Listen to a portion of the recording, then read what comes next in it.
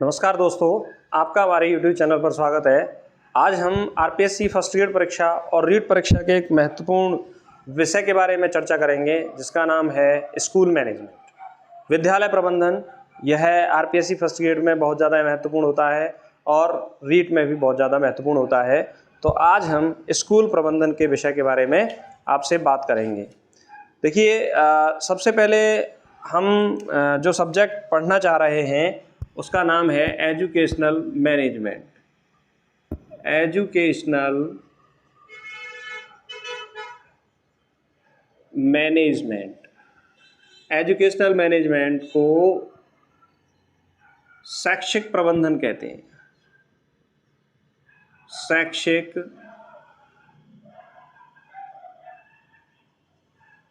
प्रबंधन कहा जाता है। देखो साथियों, इसमें दो शब्द हैं। एक शब्द है शैक्षिक और दूसरा शब्द है प्रबंधन। दूसरा शब्द कौन सा है? प्रबंधन। तो इन दोनों शब्दों को अगर हम देखें तो शैक्षिक शब्द जो है वह शिक्षा शब्द से बना है। कौन से शब्द से बना है? शिक्षा शब्द से बना है। तो सबसे पहले हम शिक्षा के बारे में समझेंगे। शिक्षा क्या है? शिक्षा क्या है, इसको हम ध्यान से समझेंगे। देखिए, शिक्षा शब्द का सर्वप्रथम उल्लेख ऋग्वेद में मिलता है। सर्वप्रथम उल्लेख किस में मिलता है? ऋग्वेद में। तो शिक्षा शब्द का सर्वप्रथम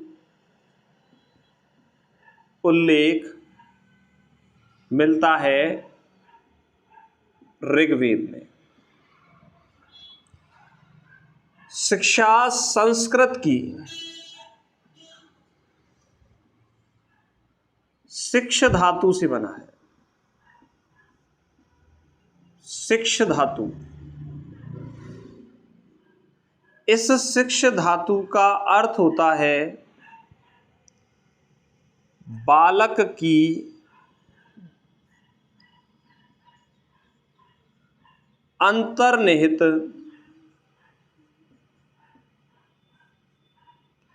शक्तियों को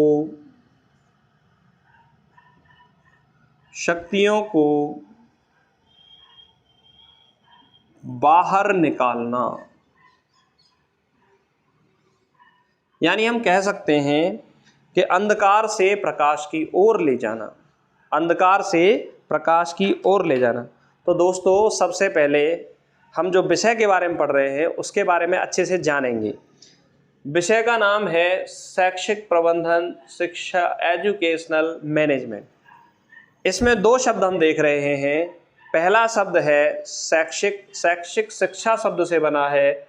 इस शिक्षा शब्द का सर्वप्रथम उल्लेख ऋग्वेद में मिलता है और यह संस्कृत के शिक्ष धातु से बना है, जिसका अर्थ होता है बालक की अंतर्निहित शक्तियों को बाहर निकालना। इसको हम ऐसे समझ सकते हैं, जैसे मान लीजिए यदि कोई बालक कुछ भी नहीं जानता है, उसको बहुत कुछ जानने योग्य बना देना, ऐसी व्यवस्था को कहा जाता है शिक्षा। यानी कि अंधकार से प्रकाश की ओर जीवन को ले जाने वाली जो सीढ़ी है, जो प्रयास है, जो तरीका है, वह क्या है? वह है हमारा शिक्षा। तो शिक्षा हमें अंधकार से प्रकाश की ओर ले जाती है और यह संस्कृत की शिक्ष धातु से बना है। आगे हम बात करें, इसमें दूसरा शब्द हम देख रहे हैं प्रबंधन। दूसरा शब्द हम कौन सा देख रहे हैं? प्रबंधन। तो दूसरा शब्द हुआ प्रबंधन, मैनेजमेंट। दूसरा शब्द कौन सा हुआ? मैनेजमेंट। अगर हम देखना चाहें कि मैनेजमेंट क्या है, मैनेजमेंट क्या है, तो प्रबंधन किसी संगठन में व्यक्तियों से कार्य कराने की कला है। कार्य कराने की कला है। देखो, इसको हम ऐसे समझ सकते हैं कि मान लीजिए प्रबंधन का सबसे अच्छा उदाहरण अगर मैं एक स्टूडेंट के लिए देना चाहूँ, तो कोई स्टूडेंट है, उसका एक स्टडी रूम है, तो वो स्टडी रूम में अपनी किताबों को व्यवस्थित रखता है, उसका एक नियमित पढ़ने का टाइम टेबल होता है और उसके काम करने का एक नियमित तरीका होता है। तो जो नियमित व्यवस्था है, जो एक तरीका है, वही क्या है? प्रबंधन है। तो प्रबंधन में, और प्रबंधन मैनेजमेंट और किसके बारे में कहेंगे? मान लीजिए कोई बड़ी कंपनी है, कोई विद्यालय है, या कोई हम मान लीजिए घर पर कोई प्रोग्राम कर रहे हैं, तो उसका सबसे पहले हम बजट बनाते हैं, कौन कौन सा सामान आएगा ये सोचते हैं, फिर किस तरह से हम उस सामान को पूरा कर सकते हैं ये सोचते हैं, कितना पैसा खर्च होगा, कौन लेकर आएगा, उस व्यवस्था को कैसे किया जाएगा, उस सभी चीज़ों के बारे में सोचते हैं। यानी और सभी जिम्मेदारियों को अलग अलग लोगों को उसकी जिम्मेदारियों को देते हैं, जिससे कि वह कार्य संपन्न होता है। ऐसे ही बड़ी बड़ी कंपनियों में भी यही होता है कि अलग अलग काम को अलग अलग व्यक्तियों द्वारा किया जाता है, और धीरे धीरे यह व्यवस्था क्या होती जाती है? विकसित होती जाती है। तो प्रबंधन को हम क्या कहते हैं? प्रबंधन को हम किसी संगठन में व्यक्तियों से काम कराने की कला को क्या कहते हैं? हम प्रबंधन कहते हैं। यानी एक व्यक्ति दूसरे व्यक्तियों से कैसे काम करवा सकता है, तो उस काम कराने की जो कला है वही क्या कहलाती है? प्रबंधन कहलाती है। प्रबंधन को किसी संगठन का मस्तिष्क कहा जाता है। प्रबंधन को किसी संगठन का मस्तिष्क कहा जाता है। किसी संगठन का मस्तिष्क कहा जाता है। किसको? प्रबंधन को। Brain of organisation. Brain of organisation क्यों कहा जाता है? देखिए, कोई भी बड़ा कार्य बिना सोचे, बिना प्लानिंग के, बिना तरीके के कोई भी कार्य संपन्न नहीं हो सकता। इसीलिए प्रबंधन को किसी संगठन का क्या कहा जाता है? मस्तिष्क कहा जाता है। क्योंकि जब तक उस काम के बारे में सोचा नहीं जाएगा, जब तक किसी व्यवस्था को चलाया नहीं जाएगा, तब तक वह कार्य संपन्न नहीं हो सकता। मान लीजिए जैसे आपको कोई शिक्षण संस्थान चलानी है, तो उस शिक्षण संस्थान के बारे में आपको ये सोचना पड़ेगा कि मुझे शिक्षण संस्थान कैसे खोलनी है, वहाँ पर कौन कौन से टीचर पढ़ाएंगे, उनके टीचर का टाइम टेबल क्या रहेगा, बच्चों को किस ड्रेस कोड में बुलाना है। अगर ये सारी व्यवस्था नहीं होंगी तो वह कार्य संपन्न नहीं हो सकता। इसीलिए प्रबंधन में इन सभी कामों को सोचकर उन कामों को पूरे करने के क्या किए जाते हैं? प्रयास किए जाते हैं। इसीलिए प्रबंधन को संगठन का क्या कहा जाता है? मस्तिष्क कहा जाता है। प्रबंधन किसी भी संगठन को कार्य करने की क्या है? कला है। अगर हम बात करें कि प्रबंधन के बारे में सबसे पहले किन व्यक्तियों ने बताया, तो प्रबंधन के बारे में पीटर ड्रैकर ने बताया। किसने बताया?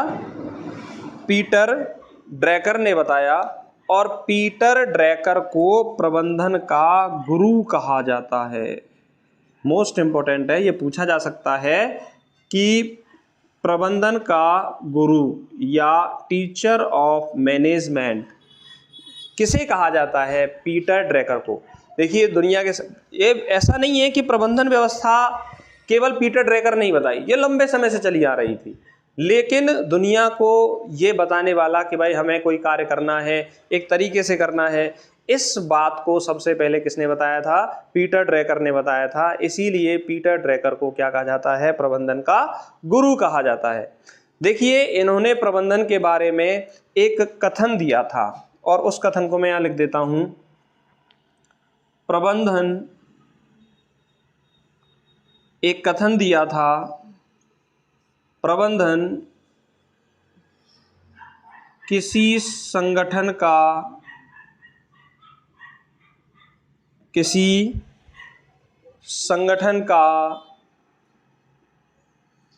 जीवन रक्त है। जीवन रक्त है, लाइफ ब्लड। यानी कि अगर किसी संगठन में प्रबंधन नहीं होगा तो उस कार्य को आप अच्छे ढंग से, अच्छे तरीके से उस कार्य को आप नहीं कर सकते। इसीलिए प्रबंधन को पीटर ड्रैकर ने संगठन का क्या कहा? जीवन रक्त कहा, लाइफ ब्लड कहा। इसको आप याद रखेंगे, ये परीक्षा के लिए क्या है? इंपॉर्टेंट है। अगर हम बात करें कि प्रबंधन के एक निश्चित तरीके के बारे में, सबसे पहले किस व्यक्ति ने बताया एक निश्चित तरीका, एक क्रमबद्ध तरीका, और इस क्रमबद्ध तरीके को, एक निश्चित तरीके को कहा जाता है वैज्ञानिक प्रबंधन, और इसके बारे में बताया F.W. टेलर। किसने बताया था? F.W. टेलर। तो वैज्ञानिक प्रबंधन का जनक यदि परीक्षा में पूछा जाता है तो इसका आंसर होगा F.W. टेलर को वैज्ञानिक प्रबंधन का जनक कहा जाता है।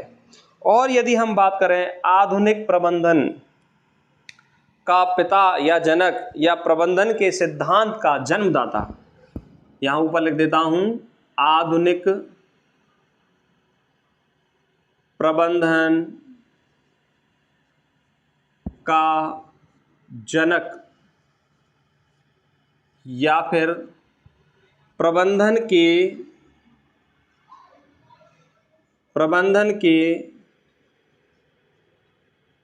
सिद्धांत का जन्मदाता, और ये एक व्यक्ति को कहा जाता है जिसका नाम है हेनरी फ़ियोल। हेनरी फ़ियोल। हेनरी फ़ियोल को आधुनिक प्रबंधन का जनक कहा जाता है। यानी कि इन्होंने प्रबंधन में नई नई अवधारणाओं को दिया, नए नए तरीकों को सबसे पहले बताया कि भाई प्रबंधन का करने का क्या तरीका हो सकता है, और इसीलिए हेनरी फ़ियोल को प्रबंधन के सिद्धांत का जन्मदाता या आधुनिक प्रबंधन का क्या कहा जाता है? जनक कहा जाता है। तो इस तरीके से दोस्तों हमने समझा कि भाई शिक्षा क्या है और प्रबंधन क्या है। तो बेसिकली अगर मैं बात करूं कि प्रबंधन को यदि शिक्षा में उपयोग में लाया गया तो इस विषय को नाम दे दिया गया शैक्षिक प्रबंधन। क्या नाम दे दिया गया? शैक्षिक प्रबंधन। देखिए, शिक्षा मनोविज्ञान के जो मनोवैज्ञानिक थे उन्होंने सोचा कि भाई जब प्रबंधन बड़ी बड़ी कंपनियों को, बड़े बड़े संगठनों को, बड़े बड़े कामों को और बड़े बड़े किसी देश संचालन को या फिर घर के संचालन को एक प्रबंधन के तरीके से संचालित किया जाता है, तो क्या हम प्रबंधन को शिक्षा में उपयोग नहीं ले सकते? और प्रबंधन को शिक्षा में उपयोग ले आ जा सकता है। इसीलिए एक नई विषय को हमने सामना किया और वह विषय है शैक्षिक प्रबंधन। तो आप इस समय देख रहे हैं शैक्षिक प्रबंधन उपयोग में लाया जाता है, जैसे स्कूल का गठन करना, स्कूल में टीचर की व्यवस्था करना, टाइम टेबल बनाना और परीक्षाएं लेना, रिजल्ट निकालना और बोर्ड की स्थापना, बोर्ड द्वारा परीक्षाएं लेना, रिजल्ट निकालना, मार्कशीट निकालना, यूनिवर्सिटीज़ की स्थापना करना, यूनिवर्सिटी द्वारा कोर्सों को संचालित करना, ये सब बिना प्रबंधन के हो ही नहीं सकते। तो इसीलिए प्रबंधन को जब शिक्षा में उपयोग में लाया गया तो शिक्षा में उपयोग में लाने के आधार पर प्रबंधन को क्या कहा गया? शैक्षिक प्रबंधन, स्कूल मैनेजमेंट भी इसको कहा जाता है और एजुकेशनल मैनेजमेंट के नाम से भी इसको हम जानते हैं। तो अगर मैं बात करूं प्रबंधन क्या है, तो प्रबंधन है किसी भी काम को व्यवस्थित तरीके से करना। अगर मैं बात करूं प्रबंधन क्या है, तो प्रबंधन है किसी भी काम को व्यवस्थित करने के तरीके से करने के जो तरीका होता है उसे हम क्या बोलते हैं? प्रबंधन। तो हम कह सकते हैं किसी संगठन में व्यक्तियों से काम कराने की जो कला है वह क्या है? प्रबंधन। देखिए, बिना प्रबंधन के कोई कार्य अच्छे ढंग से संपन्न नहीं हो सकता। तो इसीलिए प्रबंधन को क्या कहा जाता है? किसी संगठन का मस्तिष्क कहा जाता है। पीटर ड्रेकर ने प्रबंधन के बारे में सबसे पहले बताया, लेकिन प्रबंधन शुरू से चला आ रहा है, इसीलिए पीटर ड्रेकर को प्रबंधन का क्या कहा जाता है? गुरु कहा जाता है, फादर ऑफ मैनेजमेंट कहा जाता है। और पीटर ड्रेकर ने प्रबंधन के बारे में एक कथन दिया है, प्रबंधन किसी संगठन का जीवन रक्त है, लाइफ ब्लड है। और वैज्ञानिक प्रबंधन का मतलब होता है कि प्रबंधन के एक क्रमबद्ध तरीके के बारे में बताया। तो वैज्ञानिक प्रबंधन का जनक किसे कहा जाता है? F.W. टेलर को कहा जाता है। प्रबंधन की आधुनिक अवधारणाओं के बारे में सबसे पहले बताया था। अभी हम पढ़ेंगे थोड़ी देर बाद कि प्रबंधन की आधुनिक अवधारणाएं क्या हैं, प्रबंधन के कार्य क्या क्या हैं, हेनरी फ़ियोल ने बताया। इसीलिए हेनरी फ़ियोल को आधुनिक प्रबंधन का जनक या आधुनिक प्रबंधन के सिद्धांत का जन्मदाता कहा जाता है। किसको कहा जाता है? हेनरी फ्यूल को। मोस्ट इंपॉर्टेंट है, इसको आप याद रखेंगे, आपकी परीक्षा के लिए बहुत ज़्यादा इंपॉर्टेंट है।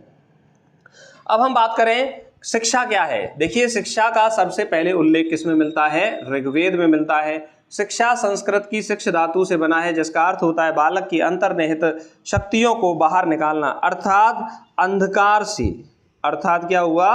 अंधकार से जीवन को प्रकाश की ओर ले जाने वाली जो प्रक्रिया है, वही प्रक्रिया क्या है? शिक्षा है। तो शिक्षा का जीवन में सबसे ज्यादा महत्वपूर्ण योगदान होता है। जो व्यक्ति शिक्षित होता है वही क्या होता है? जीवन जीने योग्य होता है। अशिक्षित व्यक्ति को पशु के समान माना गया है। तो हमें हमारे जीवन के लिए शिक्षा कितनी महत्वपूर्ण है, इसकी उपयोगिता तब पता चलती है जब हमारे जीवन में कोई कठिनाई आती है और उस कठिनाई को हम अपनी बुद्धि विवेक से सॉल्व करते हैं, हल करते हैं, तो हमें शिक्षा का उपयोग महत्व मालूम जान पड़ता है। यदि व्यक्ति शिक्षित नहीं है तो वह किसके समान माना गया है? पशु के समान हमारे भारतीय परंपरा में उसको माना गया है। तो अब हमें यहाँ पर एकदम क्लियर समझ में आ रहा है कि यदि प्रबंधन के सिद्धांत को शिक्षा में उपयोग में लाया जाए तो वह जो विषय है उस विषय का नाम बन जाता है शैक्षिक प्रबंधन। तो अब हम पढ़ेंगे शैक्षिक प्रबंधन के बारे में कि किन व्यक्तियों ने शैक्षिक प्रबंधन के बारे में सबसे पहले बताया। किसको फादर ऑफ एजुकेशनल मैनेजमेंट या स्कूल मैनेजमेंट कहा जाता है? विद्यालय में यदि मैनेजमेंट व्यवस्था को उपयोग में लाया जाता है तो उसको क्या बोलते हैं? स्कूल प्रबंधन। और आरपीएससी फर्स्ट ईयर या रीट की परीक्षा में कौन सा सिलेबस है? कौन सा सिलेबस है? स्कूल प्रबंधन ही है। तो उससे पहले हम समझते हैं प्रबंधन की प्रकृति क्या है। अगली जो हेडिंग है वह है प्रबंधन की प्रकृति। प्रबंधन की प्रकृति। देखिए आप पढ़ने के साथ साथ आप अपनी नोट्स भी बनाते रहें। प्रबंधन की प्रकृति। प्रबंधन की प्रकृति के बारे में बात करें तो दो ही शब्द याद रखना, प्रबंधन वैज्ञानिक। प्रबंधन वैज्ञानिक एवं गत्यात्मक है। प्रबंधन वैज्ञानिक एवं गत्यात्मक है। इसका अर्थ क्या होगा? देखिए इसका अर्थ होता है कि प्रबंधन विज्ञान, जहां भी आप वैज्ञानिक शब्द आप पढ़ें उसका सीधा अर्थ ये लगाएं, किसी भी कार्य को एक निश्चित तरीके से करना, एक निश्चित क्रम में करना, तो वह कहलाता है वैज्ञानिक। और गत्यात्मक का मतलब होता है गतिशील होना। यानी प्रबंधन जो है वो वैज्ञानिक होने के साथ साथ गतिशील भी होता है। एक निश्चित क्रमबद्ध तरीके से किया जाता है और क्रमबद्ध तरीके से किए जाने के साथ साथ प्रबंधन हमेशा लगातार होने वाली प्रक्रिया है। तो इसकी प्रकृति हो गई वैज्ञानिक एवं गत्यात्मक। इसकी प्रकृति क्या हो गई? वैज्ञानिक एवं गत्यात्मक। आगे हम बात करें प्रबंधन की विशेषताएं क्या क्या हैं। प्रबंधन की विशेषताएं। प्रबंधन की विशेषताएं। देखिए जब भी आपसे कोई भी प्रश्न पूछा जाएगा तो यहाँ से बाहर नहीं आएगा, इसीलिए आप निश्चिंत होकर तैयारी कीजिए और इसको समझिए कि प्रबंधन क्या है, प्रबंधन की विशेषताएं क्या हैं और उसका शिक्षा में कैसे उपयोग में लिया गया है। प्रबंधन की पहली विशेषता है प्रबंधन सार्वभौमिक होता है। कैसा होता है? सार्वभौमिक होता है। सार्वभौमिक का मतलब ये होता है कि ऐसा नहीं है कि प्रबंधन केवल हमारे देश में हो रहा है या हमारे घर में हो रहा है या फिर सिर्फ हमारी संस्था में ही हो रहा है। प्रबंधन प्रत्येक जगह प्रकृति में प्रकृति में भी पाया जाता है। देखिए आप सबको पता है प्रकृति का एक निश्चित नियम है, ऋतुओं का बदलना, बारिश का होना, धूप का निकलना, बर्फ का पड़ना, और जहाँ जहाँ पर पर्वत हैं वहाँ पर पर्वत निर्मित हुए, जहाँ पर जो गड्ढे थे वहाँ पर सागर निर्मित हुए, नदियाँ बनी। ये सब एक निश्चित तरीके से चल रहा है प्रकृति के द्वारा और प्रकृति में निश्चित रूप से एक व्यवस्था बनी हुई है। तो प्रकृति में भी प्रबंधन है। और बात करें कि प्रबंधन पूरी दुनिया के समस्त संस्थाओं द्वारा, समस्त लोगों के द्वारा और आदिकाल पुरातन काल से ही चला आ रहा है। तो ऐसा नहीं है कि प्रबंधन किसी संस्था के द्वारा ही अपनाया जाता है। एक स्टूडेंट अपनी पढ़ाई के दौरान भी प्रबंधन दर्शाता है, अपने पढ़ाई के दौरान प्रबंधन को उपयोग में लेता है। एक टीचर पढ़ाते समय भी प्रबंधन को उपयोग में लेता है कि भाई कौन सी विषय में पढ़ानी है, कितना पढ़ाना है और सबसे पहले कौन सा टॉपिक पढ़ाना है, उसके बाद कौन सा टॉपिक पढ़ाना है। तो एक टीचर भी प्रबंधन का क्या करता है, उपयोग करता है। यानी हम कह सकते हैं कि प्रबंधन को सभी लोग करते हैं, चाहे वो उसके बारे में जानते हैं चाहे वो नहीं जानते। तो यह प्रबंधन की पहली प्रकृति होती है, विशेषता है। प्रबंधन क्या है, सार्वभौमिक होता है। दूसरी प्रबंधन की विशेषता है, प्रबंधन कला एवं विज्ञान है। प्रबंधन क्या है, कला एवं विज्ञान है। अभी अभी मैंने पढ़ा था कि किसी भी कार्य को निश्चित तरीके से, क्रम से करना क्या कहलाता है, वैज्ञानिकता कहलाता है। तो प्रबंधन को एक निश्चित तरीके से किया जाता है, एक निश्चित प्रक्रिया के द्वारा किया जाता है। तो प्रबंधन क्या हो गया, प्रबंधन एक क्या है, विज्ञान है। और उस तरीके को करने की दक्षता जो है वह क्या है, कला है। तो उस दक्षता, जितनी ज़्यादा अच्छी दक्षता होगी प्रबंधन उतना ही अच्छा होगा। तो इसीलिए प्रबंधन क्या हो जाता है, कला और विज्ञान होता है। प्रबंधन एक उद्देश्यपूर्ण प्रक्रिया है। प्रबंधन कैसा होता है, उद्देश्यपूर्ण होता है। बिना उद्देश्य के कोई भी प्रबंधन कार्य नहीं किया जाता। जैसे मैं आपको एक टीचिंग करा रहा हूँ, तो मेरा उद्देश्य क्या है, उद्देश्य है एजुकेशनल मैनेजमेंट के विषय को पढ़ाना। आप अपने शिक्षक की तैयारी कर रहे हो तो आपका उद्देश्य क्या है, परीक्षा को देकर शिक्षक बन जाना। यदि कोई सरकार के द्वारा प्रवेश परीक्षा कराई जाती है तो उसका उद्देश्य होता है कि उसके लिए कार्मिक ढूंढना। ऐसे ही किसी संस्था को जब चलाया जाता है तो उनका उद्देश्य होता है कि शिक्षा को प्रदान करना। तो यही काम है प्रबंधन का। तो प्रबंधन बिना किसी उद्देश्य के नहीं होता, इसीलिए प्रबंधन कैसा होता है, उद्देश्यपूर्ण होता है। प्रबंधन कैसा होता है दोस्तों, उद्देश्यपूर्ण होता है। प्रबंधन बहुआयामी होता है। कैसा होता है, बहुआयामी। बहुआयामी का मतलब होता है कि प्रबंधन का दायरा सीमित नहीं है। प्रबंधन किसी एक विशेष क्षेत्र में ही उपयोग में नहीं लाया जाता। प्रबंधन अलग अलग क्षेत्रों में, शिक्षा में लाया जाता है, मेडिसिन में लाया जाता है, कंप्यूटर में लाया जाता है, मैनेजमेंट में लाया जाता है, प्रशासन व्यवस्था में प्रबंधन उपयोग में लाया जाता है। प्रबंधन को घरेलू कामकाज में उपयोग में लाया जाता है। प्रबंधन को पढ़ने के दौरान उपयोग में लाया जाता है, पढ़ाने के दौरान उपयोग में लाया जाता है। यानी प्रबंधन का एक विस्तृत दायरा होता है। तो इसीलिए प्रबंधन कैसा होता है, बहुआयामी होता है। कैसा होता है, बहुआयामी। तो इसका मतलब आपको ये समझ में आया होगा कि प्रबंधन सार्वभौमिक होता है, यानी सभी लोग प्रबंधन करते हैं। और प्रबंधन कैसा होता है, कला एवं विज्ञान है। क्या है, कला एवं विज्ञान है। प्रबंधन बिना किसी उद्देश्य के नहीं होता, तो यह एक उद्देश्यपूर्ण प्रक्रिया है। प्रबंधन का दायरा बहुत विस्तृत है, तो यह क्या है, बहुआयामी होता है। कैसा होता है, बहुआयामी होता है प्रबंधन। तो अब जब हम इतना प्रबंधन के बारे में पढ़ चुके हैं कि प्रबंधन की प्रकृति क्या है, प्रबंधन की विशेषताएं क्या हैं, प्रबंधन किस प्रकार से हमारे लिए उपयोग में आता है, तो अब हम यहाँ से आराम से पढ़ सकते हैं कि प्रबंधन का प्रयोग हम किस तरह से ले सकते हैं। यदि हम शिक्षा में प्रबंधन का उपयोग लेते हैं तो उसे हम क्या बोलते हैं, शैक्षिक प्रबंधन। क्या कहते हैं, शैक्षिक प्रबंधन। तो हमें अब यहाँ से बिल्कुल एकदम एग्जैक्ट जानकारी मिली है कि शैक्षिक प्रबंधन का अर्थ क्या है, शैक्षिक प्रबंधन क्यों हम पढ़ रहे हैं। जब प्रबंधन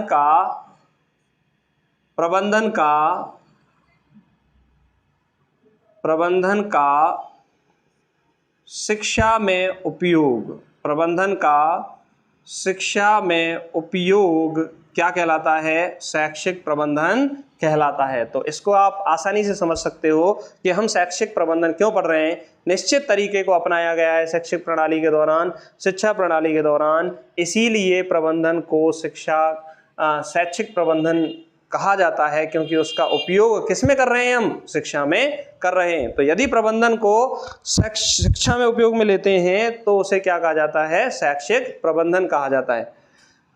आगे हम समझते हैं कि शैक्षिक प्रबंधन की अवधारणा का विकास। शैक्षिक प्रबंधन की अवधारणा का विकास। अवधारणा का विकास, शैक्षिक प्रबंधन की अवधारणा का विकास सबसे पहले अमेरिका में हुआ। कहाँ हुआ, अमेरिका में। इसको ऐसे याद रख सकते हैं कि भाई अमेरिका एक दुनिया का विकसित देश है, सबसे पहले काम करने वाला देश है। तो इन्होंने ही प्रबंधन को सबसे पहले उपयोग शिक्षा में लिया, इसीलिए शिक्षा का सबसे पहले जो विकास है या शैक्षिक प्रबंधन का सबसे पहले जो विकास है वो कहाँ हुआ है? अमेरिका में हुआ है। और एक वैज्ञानिक है, मनोवैज्ञानिक, शैक्षिक प्रबंधन नियोजन के जनक कहा जाता है इनको।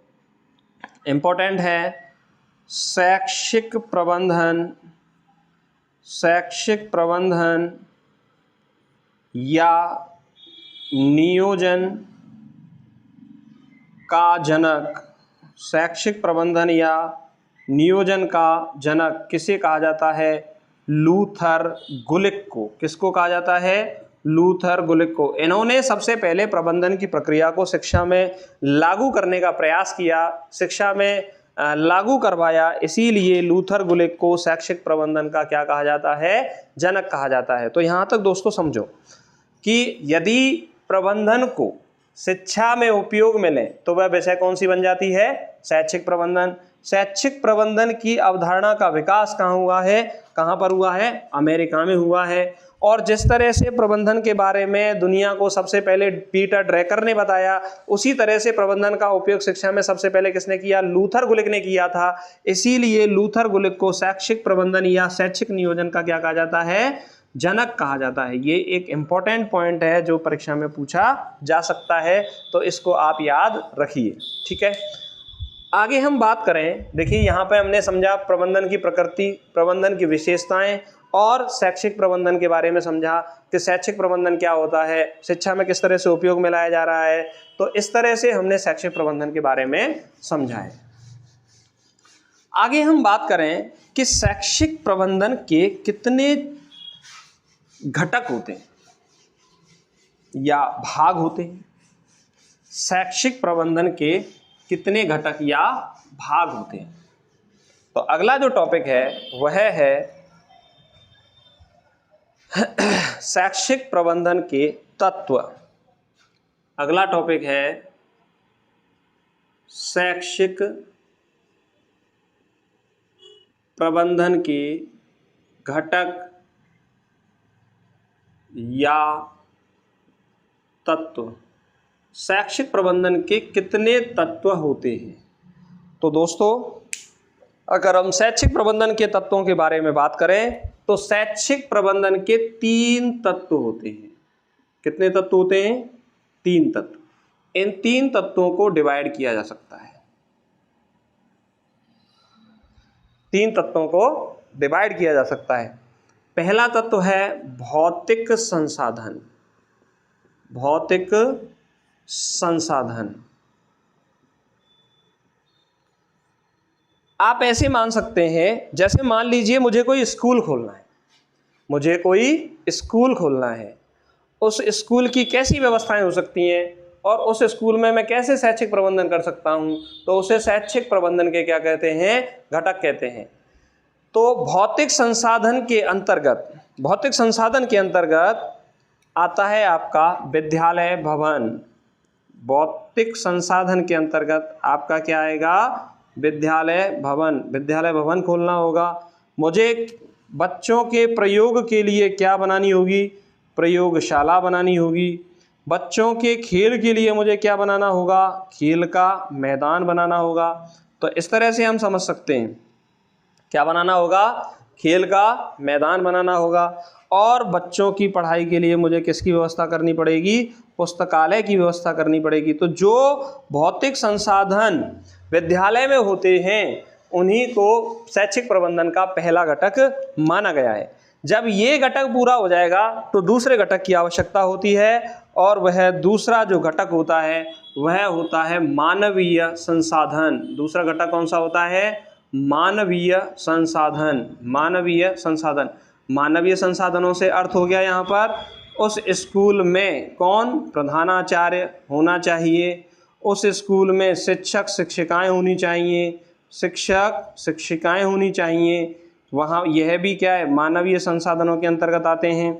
और उस स्कूल में पढ़ने वाले छात्र होने चाहिए। क्या होने चाहिए? छात्र होने चाहिए। ये मानव संसाधन के अंतर्गत आते हैं। और शिक्षा अधिकारी मानव संसाधनों के अंतर्गत आते हैं। शिक्षा अधिकारी और पर्यवेक्षक जो स्कूल का निरीक्षण करते हैं, शिक्षा अधिकारी व पर्यवेक्षक भी किसके अंतर्गत आते हैं? मानवीय संसाधनों के अंतर्गत आते हैं। तो पर्यवेक्षक और शिक्षा अधिकारी किसके अंतर्गत आते हैं? मानवीय संसाधनों के अंतर्गत आते हैं। तीसरा जो तत्व है वह तत्व है वित्तीय प्रबंधन। देखिए, कोई भी व्यवस्था बिना पैसों की तो बन ही नहीं सकती। तो विद्यालय खोलना है तो मुझे पैसे की जरूरत पड़ेगी, और यदि स्कूल में मैंने स्टाफ रखा है तो उसको पैसा देना है, या प्रधानाचार्य उनको पैसा देना है, या फिर कोई स्कूल का काम है तो उसके लिए मुझे धन की आवश्यकता पड़ेगी। तो उसे बोलते हैं वित्तीय प्रबंधन। क्या कहते हैं? वित्तीय प्रबंधन। तो स्कूल से संबंधित जितने भी वित्तीय संसाधन हैं वो सभी किसके अंतर्गत आ जाते हैं? वित्तीय प्रबंधन के अंतर्गत आ जाते हैं। जैसे बच्चों से ली जाने वाली फीस वित्तीय प्रबंधन के अंतर्गत आती है। बड़े भामाशाह द्वारा दिया गया अनुदान वित्तीय प्रबंधन के अंतर्गत आता है। या फिर स्कूल का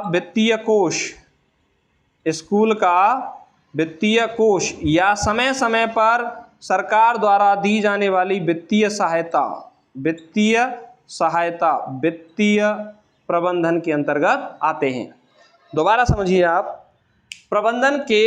शैक्षिक प्रबंधन के तत्व या घटक कितने हैं? 3 शैक्षिक प्रबंधन के तत्व होते हैं। पहला है भौतिक संसाधन, जिसके अंतर्गत मान लीजिए इस तरह से ऐसे समझेंगे इसको, जैसे हम एक स्कूल की क्या कर रहे हैं? स्थापना कर रहे हैं। तो भौतिक संसाधन में कौन आ जाते हैं? विद्यालय भवन, प्रयोगशाला, खेल का मैदान, और कौन आ जाता है? पुस्तकालय। कौन आ जाता है? पुस्तकालय। तो विद्यालय भवन, प्रयोगशाला, खेल का मैदान और पुस्तकालय भौतिक संसाधन के अंतर्गत आते हैं। मानवीय संसाधनों के अंतर्गत जितने भी मानव हैं, यानी कि किसी भी स्वरूप में हैं, वो सभी मानवीय संसाधनों के अंतर्गत आएंगे। चाहे उसमें छात्र है, प्रधानाचार्य है, शिक्षक शिक्षिकाएं हैं, शिक्षा अधिकारी है, पर्यवेक्षक है, वो मानवीय संसाधन के अंतर्गत आते हैं। वित्तीय प्रबंधन के बारे में यदि हम बात करें तो फीस है, अनुदान है, वित्तीय कोष है, वित्तीय सहायता है, ये सब किसके अंतर्गत आते हैं? वित्तीय प्रबंधन के अंतर्गत आते हैं। अगला जो टॉपिक है शैक्षिक प्रबंधन के अंतर्गत, वह है शैक्षिक प्रबंधन के उद्देश्य, यानी किन उद्देश्यों से शैक्षिक प्रबंधन किया जाता है। शैक्षिक प्रबंधन के उद्देश्य, किन उद्देश्यों से शैक्षिक प्रबंधन किया जाता है। इसको समझने का सबसे बेहतरीन तरीका है कि मैं स्कूल का संचालन कैसे करूं।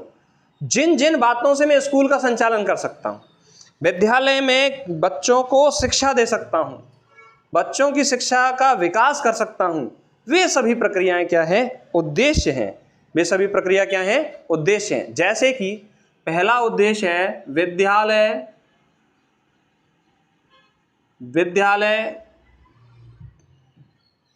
कार्यक्रम की रूपरेखा बनाना। यानी मुझे विद्यालय किस तरह से संचालित करना है, इस बारे में सोचना और उस रूपरेखा को बनाना सबसे पहला उद्देश्य होता है शैक्षिक प्रबंधन का। विद्यालय के कार्यक्रम की रूपरेखा बनाना। ठीक। दूसरा जो उद्देश्य है विद्यालय का सफल संचालन करना। यदि विद्यालय का सफल संचालन नहीं हो रहा है तो मैनेजमेंट कहीं ना कहीं क्या कर रहा है? गड़बड़ कर रहा है। तो विद्यालय के सफल संचालन को करवाना ही इसका उद्देश्य होता है शैक्षिक प्रबंधन का। तीसरा जो है, देखिए, प्रत्येक विद्यालय की समाज के प्रति, संस्कृति के प्रति एक अपनी जिम्मेदारी होती है। तो तीसरा जो उद्देश्य होता है कि सामाजिक संस्कृति को बनाए रखना ही क्या कहलाता है? शैक्षिक प्रबंधन का उद्देश्य है। सामाजिक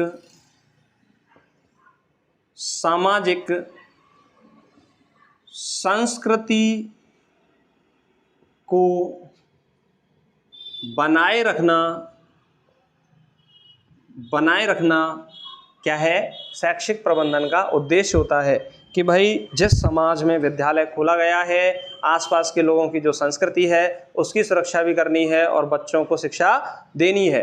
तो यह सभी प्रक्रियाएं अपनाई जाती हैं कि कहाँ पर कौन से मीडियम के स्कूल खोले जाने चाहिए, कौन किस तरह के छात्र वहाँ पर पढ़ते हैं। तो ये सभी चीज़ें शैक्षिक प्रबंधन के अंतर्गत आती हैं, सामाजिक संस्कृति को बनाए रखना।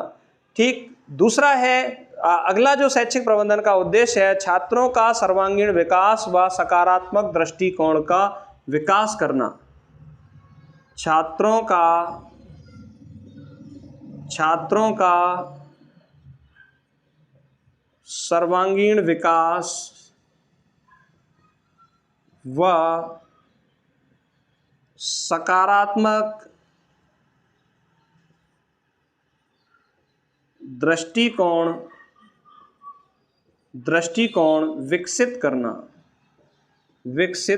देखिए, शैक्षिक प्रबंधन कहता है कि छात्रों का मानसिक विकास भी होना चाहिए, शैक्षिक विकास भी होना चाहिए, सामाजिक विकास भी होना चाहिए और छात्रों का शारीरिक विकास भी होना चाहिए, सांस्कृतिक विकास भी होना चाहिए। अगर ऐसी व्यवस्था है तो शैक्षिक प्रबंधन क्या है? सफल है।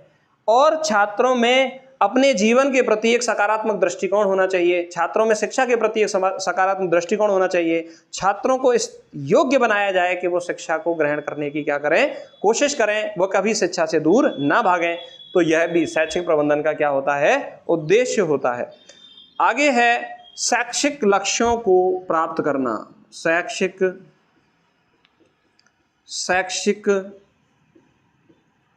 लक्ष्यों को प्राप्त करना शैक्षिक प्रबंधन का एक उद्देश्य होता है। जैसे कि मेरा पढ़ाने का लक्ष्य है कि आप शिक्षा मनोविज्ञान के शैक्षिक प्रबंधन वाला जो विषय है उसमें आप निपुण हो जाएं, जिससे कि आपकी परीक्षा क्या हो? अच्छी जाए। ठीक वैसे ही विद्यालय का कार्य होता है कि बच्चे जितने भी उस विद्यालय में पढ़ रहे हैं उनका सर्वांगीण विकास हो, जिस कक्षा में पढ़ रहे हैं उस कक्षा में वो अच्छे नंबर लेके आएँ, अपनी क्लास में अव्वल रहें। तो उन लक्ष्यों को प्राप्त किया जाता है। प्रबंधन यह चाहता है कि यदि स्कूल में यदि कोई शैक्षिक प्रबंधन की प्रक्रिया को अपनाया जा रहा है तो वह स्कूल अन्य आसपास के स्कूलों में सर्वश्रेष्ठ होना चाहिए, एक मॉडल स्कूल बन जाए और सभी लोग उस स्कूल में बच्चों को पढ़ाने के लिए प्रयासरत हों। तो ये सभी प्रक्रिया कहाँ पर संपन्न है? शैक्षिक प्रबंधन के दौरान ही संपन्न है। तो एक बार हम दोबारा रिवाइज करें, शैक्षिक प्रबंधन के क्या उद्देश्य हैं? शैक्षिक प्रबंधन विद्यालय के कार्यक्रम की क्या बनाता है? रूपरेखा बनाता है। फिर विद्यालय का क्या करता है? सफल संचालन करता है। सामाजिक संस्कृति को बनाए रखता है, छात्रों का सर्वांगीण विकास करता है और छात्रों में सकारात्मक दृष्टिकोण का क्या करता है? विकास करता है। और पांचवा है शैक्षिक प्रबंधन शैक्षिक लक्ष्यों को क्या करता है? प्राप्त करता है। तो इस तरह से हमने शैक्षिक प्रबंधन के उद्देश्यों को समझा। अब हम आगे के टॉपिक के बारे में बात करते हैं,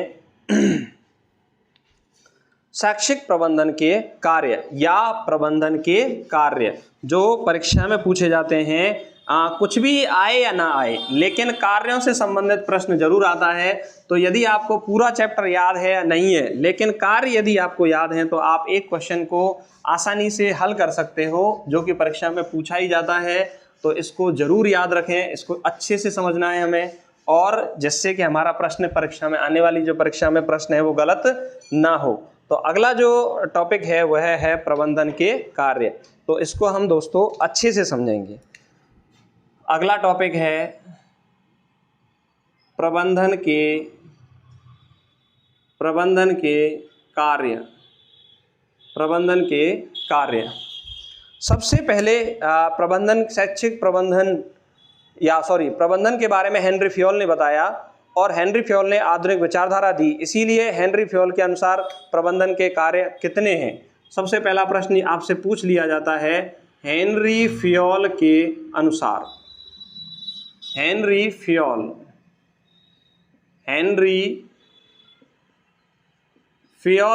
अनुसार कितने कार्य हैं? इसको आप याद रखेंगे। 5 कार्य हैं। कितने कार्य हैं? 5 कार्य हैं। कौन कौन से? PO 3 C हैं, 1 2 3। इसको मैं अपनी सुविधा के लिए C1 C2 और C3 लिख देता हूं। ऐसे लिखा नहीं है, कोई फॉर्मूला नहीं है गणित का, मैंने सुविधा के अनुसार इसको याद कर लिया। पहली जो पी है वह बताती है प्लानिंग को, यानी कि यदि कोई प्रबंधन का कार्य किया जाता है तो सबसे पहला चरण होता है प्लानिंग, जिसे हम क्या बोलते हैं, नियोजन या योजना बनाना। दूसरा है ऑर्गेनाइजेशन। दूसरा क्या है? ऑर्गेनाइजेशन। ऑर्गेनाइजेशन को कहा जाता है संगठन, यानी कि उस प्लानिंग के अनुसार कौन कौन लोग कौन कौन से कार्य को करेंगे, इस व्यवस्था को बनाना, लोगों को इकट्ठा करना, क्योंकि प्रबंधन की परिभाषा में ही पहले ही बोला गया है कि लोगों से काम करवाने की कला क्या कहलाता है? प्रबंधन कहलाता है। तो उनका एक समूह बनाना क्या कहलाएगा? संगठन। और सबसे ज्यादा जो कंफ्यूजन करता है वह पहला सी कौन सा है, दूसरा सी कौन सा है, इसका क्रम कंफ्यूजन करता है। तो पहला सी है कमांड। पहला सी क्या है? कमांड। दूसरा सी है कोऑर्डिनेशन। और तीसरा सी होता है कंट्रोल। तीसरा सी क्या होता है? कंट्रोल। यानी कि कमांड का मतलब ये हुआ कि उस पर पूरी तरह से नियंत्रण रख के काम करना। कोऑर्डिनेशन, जब प्रबंधन किया जाता है तो लोगों के बीच समन्वय स्थापित किया जाता है, काम के बीच समन्वय स्थापित किया जाता है, तभी प्रबंधन क्या होता है? सफल होता है। किसी कार्य को रूपरेखा, यानी कि मान लीजिए किसी स्कूल में कई सारे टीचर पढ़ा रहे हैं तो उनका एक समय विभाजन होगा, उस समय विभाजन के अनुसार वो टीचर पढ़ाएंगे तो ही वो अच्छे पढ़ा सकते हैं, तो उसे हम क्या बोलते हैं? कोऑर्डिनेशन। और इन काम पर क्या किया जाता है? नियंत्रण किया जाता है। काम पर क्या किया जाता है? नियंत्रण, जैसे हम क्या बोलते हैं? कंट्रोल कहते हैं। तो हेनरी फ्योल के अनुसार प्रबंधन के 5 कार्य हैं। पहला कार्य क्या है? प्लानिंग। दूसरा है ऑर्गेनाइजेशन। तीसरा है कमांड। और चौथा है कोऑर्डिनेशन। और पांचवा क्या है? कंट्रोल। पांचवा कार्य है आपका कंट्रोल। तो इसको हम ऐसे याद रख लेते हैं, POC1, C2 और C3। दूसरा जो परीक्षा की दृष्टि से सबसे ज्यादा महत्वपूर्ण है वह है लूथर गुलिक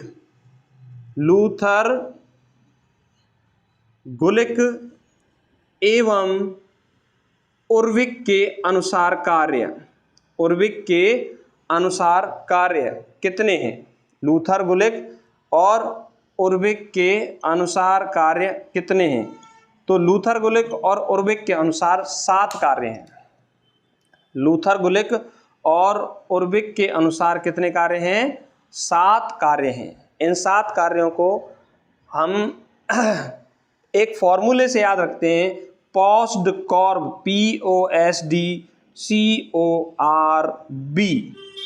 पोस्डकॉर्ब, POSDCORB।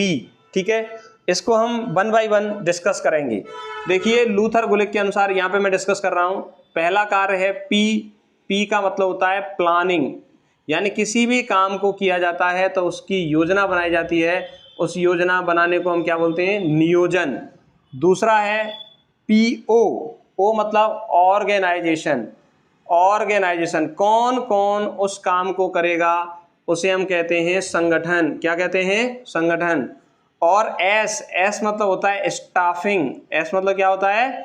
स्टाफिंग का मतलब हुआ नियुक्ति करना।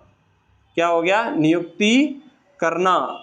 उनको किस किस व्यक्ति को किस काम के लिए नियुक्त किया जाएगा, पहले संगठन बनाया। यानी यहाँ पर जो कमियां रह गई थी वो लूथर गुलिक और उर्विक ने क्या कर दी? पूरी कर दी। पहला है नियोजन, दूसरा है ऑर्गेनाइजेशन और तीसरा कौन सा हुआ? स्टाफिंग, नियुक्ति करना। चौथा जो काम है वह है डायरेक्टिंग, निर्देशन, यानी उस काम को किस तरीके से करवाना है वह प्रक्रिया कहलाती है डायरेक्टिंग, निर्देशन।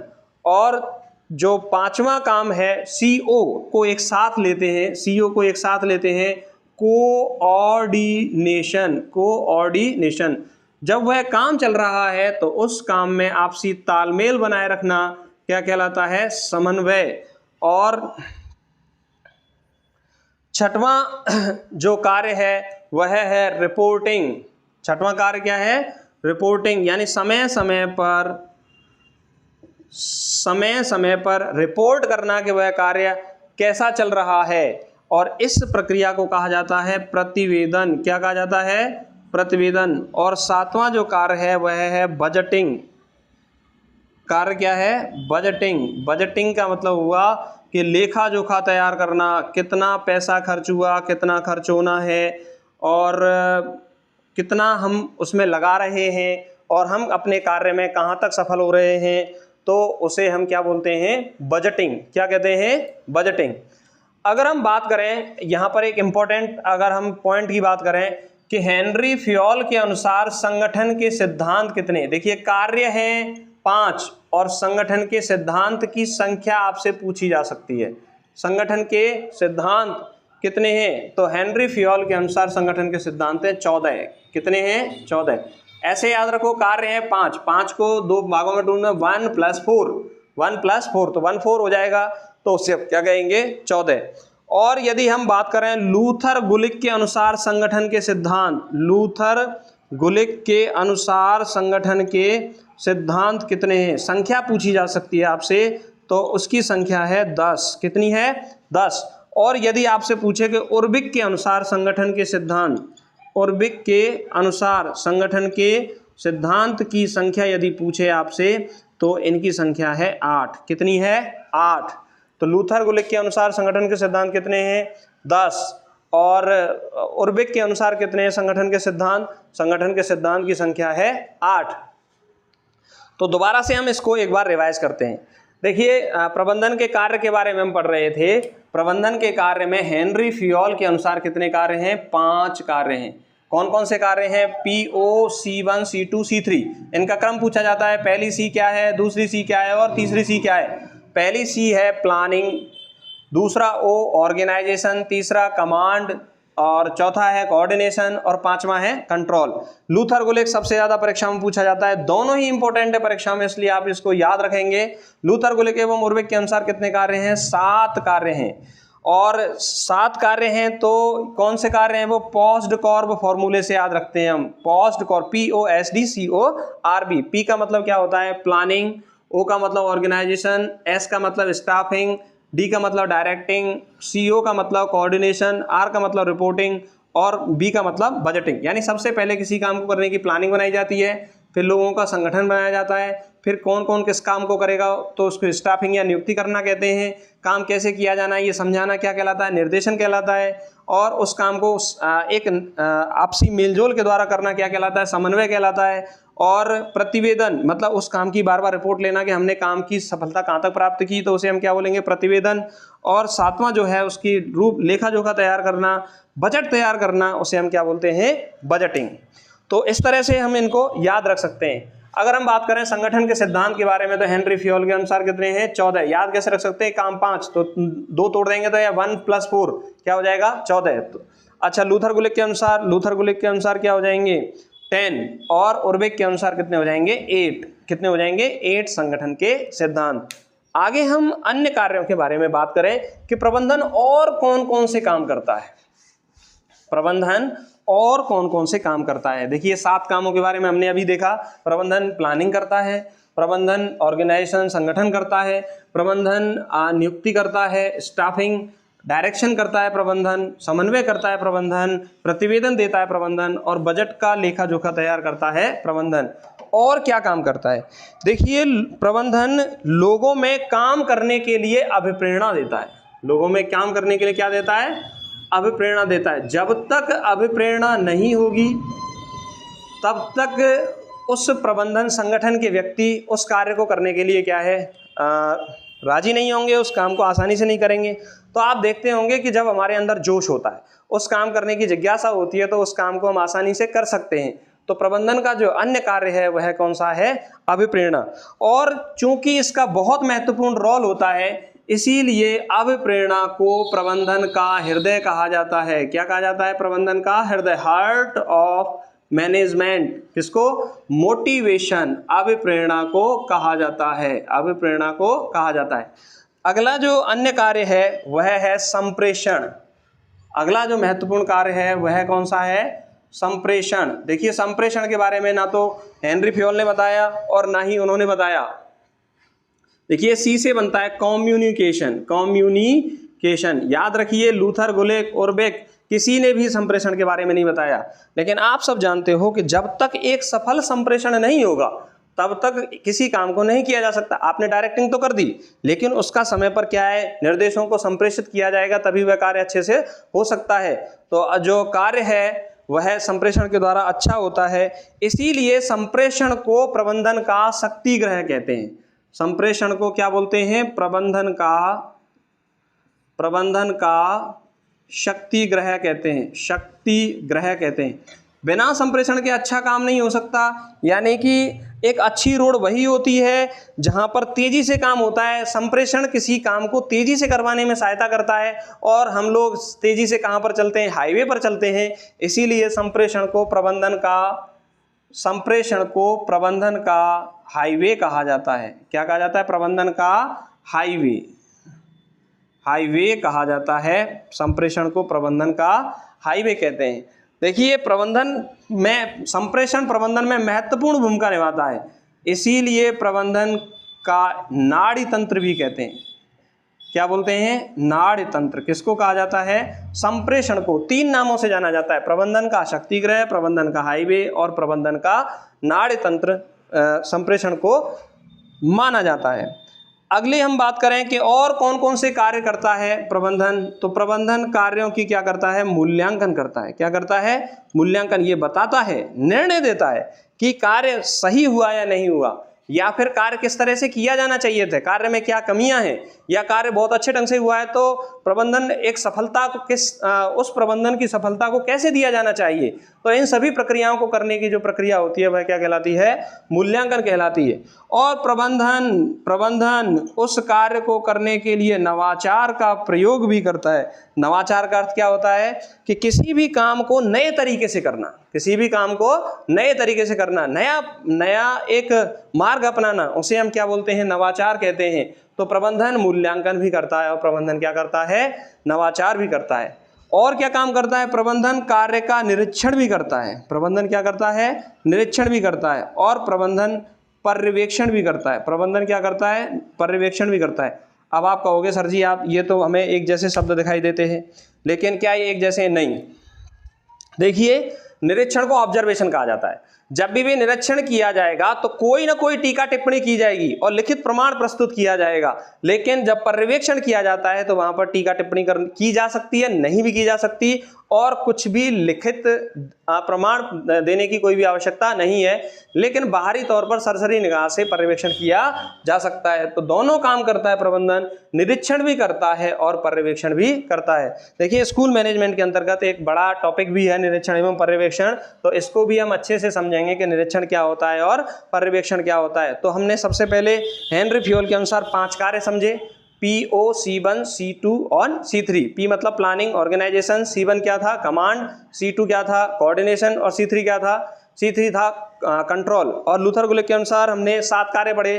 पोस्ट कॉर्ब, P मतलब planning, organisation, staffing, directing, coordination, reporting and budgeting, ये सभी कार्य पढ़े। फिर हमने पढ़ा प्रबंधन का हृदय किसे कहा जाता है, अभिप्रेरणा। यदि यानी प्रबंधन में लगे हुए व्यक्ति मन से चाहते हैं कि वो काम सफल हो तो जरूर सफल होता है, तो वो उसे क्या बोलते हैं, मोटिवेशन। ध्यान देना, नोट करना, कम्युनिकेशन शब्द ना तो हेनरी फ्योल ने बताया ना ही लूथर गुलिक ने बताया, परीक्षा में आपसे गलत हो सकता है, इसीलिए इसको आप याद रखिए।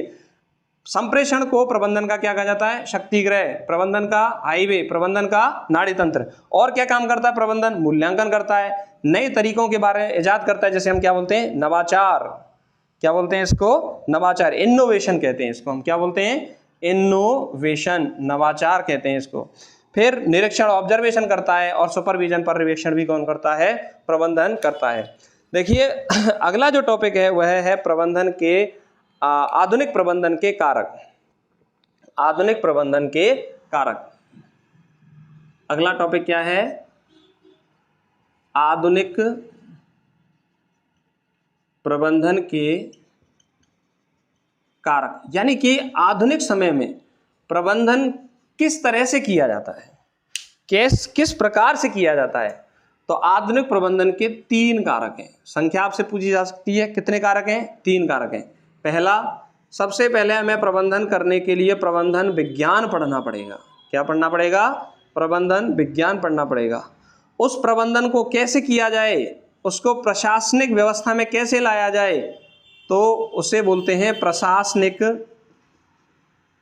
विज्ञान। क्या बोलते हैं? प्रशासनिक विज्ञान।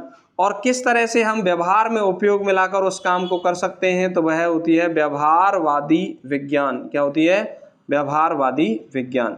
तो सबसे पहले हम प्रबंधन विज्ञान सीखेंगे, उसके बाद हम क्या सीखेंगे, उसका उपयोग हम कैसे ला सकते हैं, उसका सिस्टम कैसे बना सकते हैं, लोगों से कैसे काम करवा सकते हैं, तो उसे क्या बोलेंगे? प्रशासनिक विज्ञान। और काम जब करवाया जाए तो लोग उससे दूर ना भागें, उसको करने के लिए अभिप्रेरित रहें, हमेशा उस काम को अच्छे ढंग से करें, तो वह क्या कहलाएगा? व्यवहारवादी विज्ञान। इस तरह से हमने आधुनिक प्रबंधन के कारकों के बारे में पढ़ा, जिसमें क्या आता है? विज्ञान, प्रबंधन विज्ञान, प्रशासनिक विज्ञान और व्यवहारवादी विज्ञान। तो यहाँ पर आके हमारा जो टॉपिक है वह समाप्त होता है, लेकिन अभी कुछ इम्पोर्टेंट पॉइंट हैं जो हमको पढ़ना बहुत ज़रूरी है। यदि हम शैक्षिक प्रबंधन पढ़ रहे हैं तो वह परीक्षा में पूछे जा सकते हैं, तो इनको हम नोट के रूप में लिख सकते हैं कि डायरेक्ट जो परीक्षाओं में ये प्रश्न हमसे किए जा सकते हैं, तो इनको आप नोट के रूप में लिख लें और नोट्स जरूर बनाएं, जिससे कि आपको कोई प्रॉब्लम ना रहे उस टॉपिक को सीखने में, उस टॉपिक विशेष को सीखने में आपको कोई दिक्कत ना रहे। तो अब हम नोट पॉइंट के बारे में बात करेंगे। सबसे पहला नोट पॉइंट है जो परीक्षा में डायरेक्ट पूछा जाता है कि गेट जेल के अनुसार प्रबंधन के कितने भाग हैं? गेट जेल के अनुसार बिल्कुल डायरेक्ट प्रश्न आता है, गेट जेल के अनुसार प्रबंधन के भाग कितने हैं? प्रबंधन के भाग हैं गेट जेल के अनुसार 2 भाग हैं। आधुनिक विचारधारा के अनुसार प्रबंधन के भाग, आधुनिक विचारधारा के अनुसार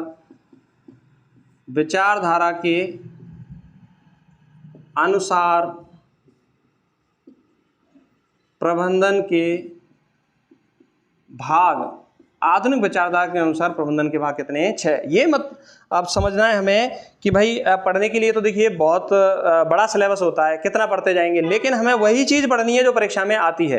डायरेक्ट आपसे प्रश्न पूछा जा सकता है, गेट जेल के अनुसार प्रबंधन के कितने भाग हैं? 2। गेट जेल, ठीक है, गेट शब्द 2 से बना है, गेट मतलब ऐसे याद रख लेना 2 से बना है, तो कितने भाग हैं? 2। और आधुनिक विचारधारा है तो ज़्यादा ही होंगे, तो ज़्यादा कितने? 6। कितने हैं? 6। देखिए कुछ पुस्तकें हैं, उन पुस्तकों के लेखक के बारे में आपसे पूछा जा सकता है। एक पुस्तक है principle of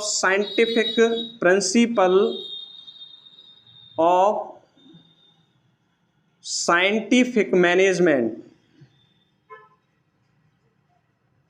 principle of scientific management पुस्तक, बुक के बारे में यदि हम बात करें तो पुस्तक के लेखक कौन है? इसके लेखक हैं F.W. टेलर। कौन है? F.W. टेलर। और एक पुस्तक और है papers on the science of administration. Papers on the science of administration, और इसके जो लेखक हैं वह है लूथर गुलिक। इसके लेखक कौन है? लूथर गुलिक। इसके लेखक हैं लूथर गुलिक। अगला जो इम्पोर्टेंट है, कुछ कथन हैं जो आपसे पूछे जा सकते हैं।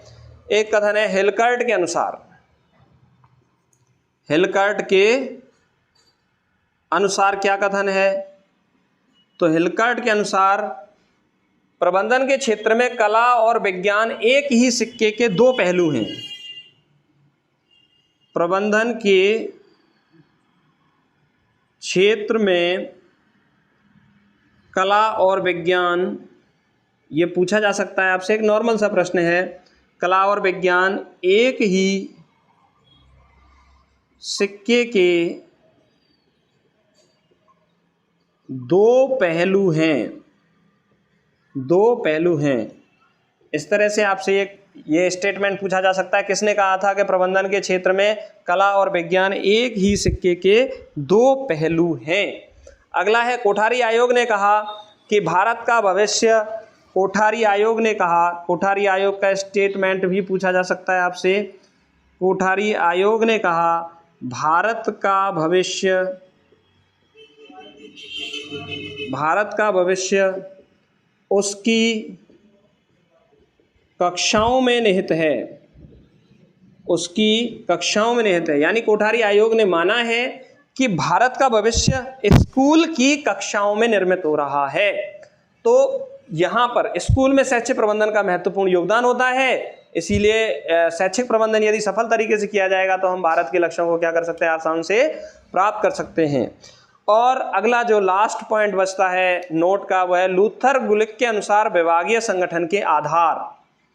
जो अगला जो पॉइंट है वह है लूथर गुलिक के अनुसार, लूथर गुलिक के अनुसार विभागीय संगठन के आधार। लूथर गुलिक के अनुसार विभागीय संगठन के आधार कितने? 4P। ये पूछा जा सकता है आपसे कि 4P क्या है, 4P क्या है। देखिए, पहली P है पर्पज, दूसरी है प्रोसेस, तीसरी है पर्सन और चौथी है प्लेस। पहली P क्या है? पर्पज, किसी काम को करने का एक उद्देश्य होता है, ठीक है। दूसरी है प्रोसेस, उस काम को करने के लिए एक प्रक्रिया अपनाई जाती है। तीसरा है पर्सन, उस काम को करना कौन चाह रहा है। और चौथा है प्लेस, उस काम को कैसे किया जा रहा है। तो लूथर गुलिक के अनुसार विभागीय संगठन के कितने आधार हैं? 4। इन सभी नोटों को एक बार हम रिवाइज कर देते हैं। गैडजेल के अनुसार प्रबंधन के कितने भाग हैं? 2। मोस्ट इंपॉर्टेंट है, परीक्षा में पूछा जाता है। आधुनिक विचारधारा के अनुसार कितने भाग हैं? 6। प्रिंसिपल ऑफ साइंटिफिक मैनेजमेंट पुस्तक के लेखक कौन है? F.W. Taylor. Papers on the science of administration के लेखक कौन है? लूथर गुलिक।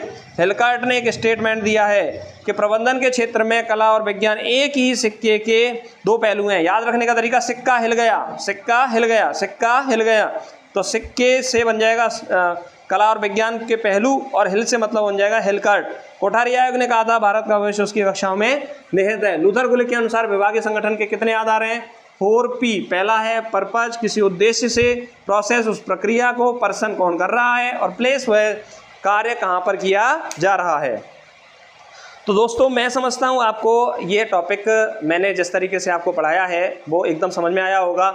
मैंने सिर्फ उतना ही पढ़ाया है जो परीक्षा में पूछा जाता है। पढ़ने को तो बहुत सारी बातें होती हैं, लेकिन क्या इंपॉर्टेंट है जो परीक्षा में पूछा जा सकता है, और एक कम समय में हम स्कूल मैनेजमेंट को कैसे हम याद रख सकते हैं, इन सभी के बारे में मैंने आपको बताया है।